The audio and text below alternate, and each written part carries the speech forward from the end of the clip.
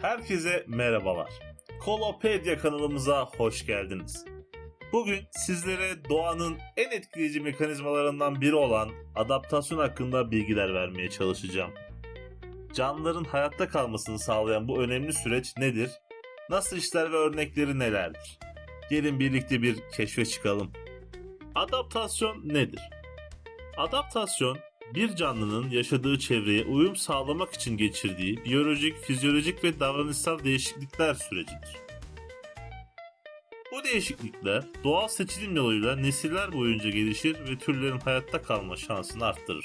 Adaptasyon sadece bireysel bir süreç değildir.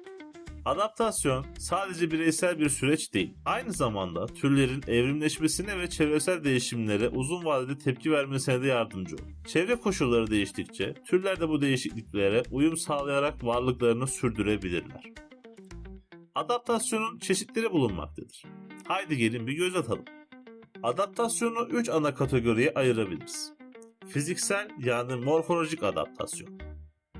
Canlıların vücut yapısındaki değişiklikler diyebiliriz. Örneğin kutup ayılarının kalın kürkü soğuktan korumalarını sağlar. Bu bir morfolojik adaptasyon örneğidir. Davranışsal adaptasyon. Canlıların hayatta kalabilmek için geliştirdiği davranışlardır.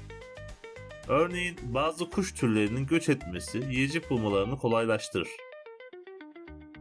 Fizyolojik adaptasyon. Canlıların iç sisteminde meydana gelen değişikliklerdir. Örneğin çöl hayvanlarının az su tüketerek uzun süre hayatta kalabilmesi bu adaptasyon türüne çok güzel bir örnektir. Bunların yanı sıra bazı türler mimikri gibi farklı adaptasyon teknikleri de geliştirebilir. Örneğin zehirli bir yılanın görünümüne benzeyen zararsız bir yılan bu teknik ile avcılardan korunmak için adaptasyonu kullanır. Peki adaptasyon önemi nedir? Adaptasyon türlerin çevre şartlarına uyum sağlamasına yardımcı olur. Hayatta kalma ve üreme şansını arttırır. Biyoçeşitliliğin korunmasını sağlar. Ekosistem dengesi üzerinde büyük bir rol oynar.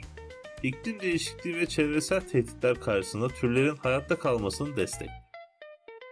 Gelin şimdi doğadan adaptasyon örneklerine bir göz atalım. Ukelemunlar.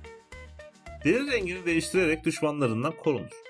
Bu onun için bir adaptasyondur. Çöl tilkileri. Büyük kulakları sayesinde vücut ısısını dengede tutarlar. Develer. Hörgüçlerinde yağ depolayarak uzun süre susuz kalabilirler. Penguenler. Sık tüyleri ve vücut yağları sayesinde soğuğa oldukça dayanıklıdırlar. Ağaç kurbağaları. Ciltleri üzerinden nem emerek su ihtiyaçlarını karşılayabilirler. Şimdi gelelim biz insanlara. İnsanlarda adaptasyon var mıdır? Adaptasyon sadece hayvanlarla sınırlı değildir. İnsanlar da çevresel koşullara uyum sağlayarak gelişmiştir. Örneğin yüksek rakımlarda yaşayan toplulukların daha büyük akciğerlere sahip olması, onların oksijenin az olduğu ortamlara uyum sağlamalarını mümkün kılar. Ayrıca bazı insanlar sütü sindirebilmek için laktaz enzimi üretmeye devam edecek şekilde evrimleşmiştir. Yani insanların da belli bir adaptasyon süreci mevcuttur. Adaptasyon doğanın en büyük hayatta kalma stratejilerinden biridir. Canlıların içinde bulundukları çevrede başarılı bir şekilde yaşayabilmeleri için sürekli bir değişim süreci geçirmeleri gerekmektedir. Bu yüzden evrimsel süreçte adaptasyon, canlıların varlığının sürdürülebilmesi için hayati bir rol oynar. Günümüzde iklim değişikliği ve habitat kaybı gibi faktörler, canlıların adaptasyon süreçlerini doğrudan etkileyebilir. Bu nedenle doğayı koruma çabaları adaptasyon sürecinin sağlıklı işlemesi açısından çok büyük bir önem taşımaktadır.